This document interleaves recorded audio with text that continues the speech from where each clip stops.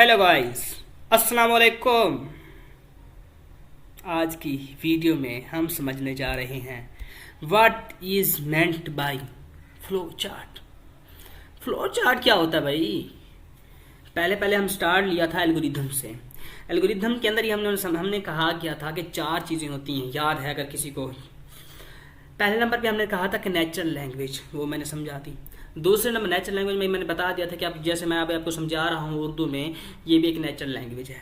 That's all. English है, हिंदी है, पंजाबी है, उर्दू है, सराइकी है, जो भी for ever. Pseudo code, flow chart, programming language, ये चीज़ थी हमने समझा। आज बारी है फ्लो चार्ट की। तो क्या होता है फ्लो चार्ट? फ्लो चार्ट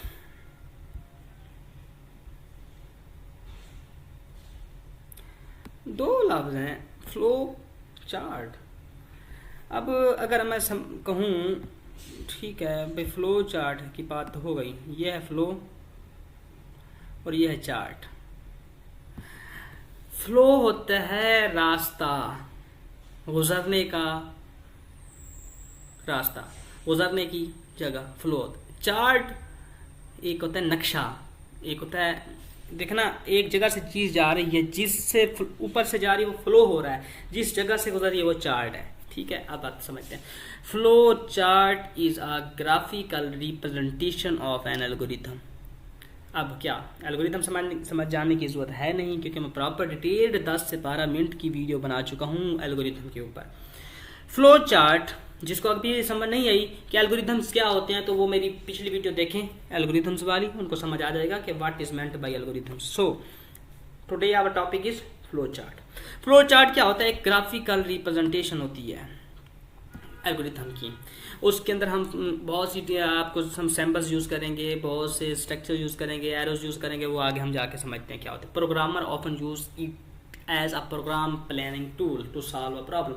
मतलब कि हम फ्लो चार्ट इसलिए बनाते हैं ताकि किसी को हम फ्लो चार्ट दिखा दें, नए बंदे को जो कोडिंग समझता ही नहीं है, उसको कुछ ही नहीं पता, तो उसको वो दिखाएंगे, हम कहेंगे यार देखो यहाँ पे पहले पहले हमने वेरिएबल ये डिक्लेयर कर लिया, फिर ये किया, फिर ये किया। उसको स्टेप बाय स्टेप थोड़ा आइडिया दे देंगे, पूरा ही ना समझ आए बट आइडिया।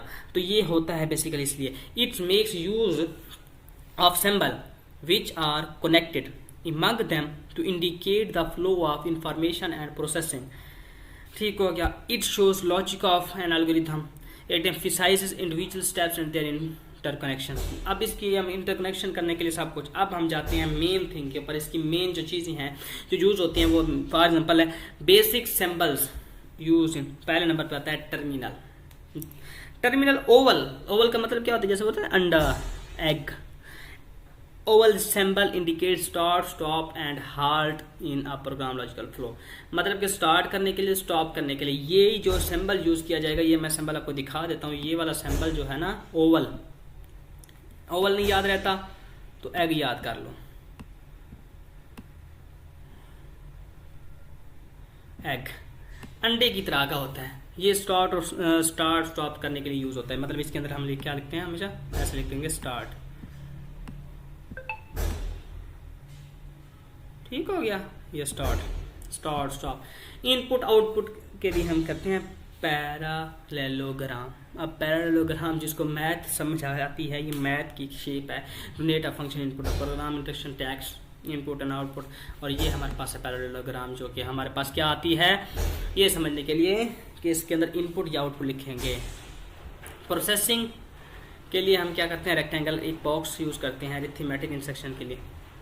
ठीक है, एडिंग होती है, सब्ट्रैक्टिंग होती है, मल्टीप्लेक्शन होती है, और ये सारी की चीज़ें इनके अंदर होती हैं, इसके अंदर होती हैं। ठीक हो गया, रेक्टेंगल के अंदर। डिसीजन, डिसीजन के मतलब क्या होता है? इफ एल्स, यस नो, या ट्रू फॉल्स, जो प्रोग्राम होता है इफ देन एल्स, ये मैं बता रहा था कंडीशन से, वो उसके लिए हम यूज़ करते हैं डायमंड शेप। क्या करते हैं? Diamond shape. मैं कहता हूँ यहाँ पे इसका नाम भी लिखा हुआ होना चाहिए था, बट मुझे बेसन सचिन सचिन डायमंड, ये लिखे, ये लिखा हुआ है, ये लिखे डायमंड सिंबल हम यूज करते हैं। ओके।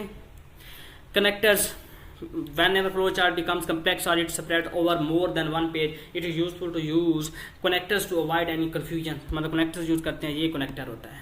ठीक है। सर्कल, क्या करते हैं? सर्कल यूज करते हैं। ये देखिए यहाँ पे लिखा भी हुआ है circle. Flow lines, arrows flow chart की तो ये तो जान है ना। एरोस ये होता है, ये डायरेक्टेड है, ये बाई डायरेक्शनल हो गया, ये अनडायरेक्टेड है, और उसके बाद एक हम ये भी यूज़ करते हैं।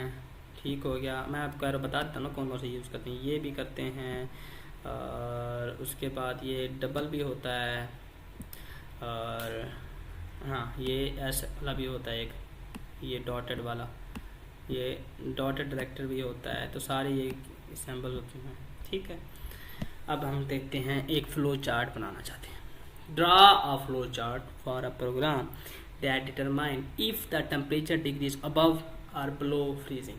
सबसे पहले इनपुट लेंगे टेम्परेचर, हमने इनपुट ले ली टेम्परेचर।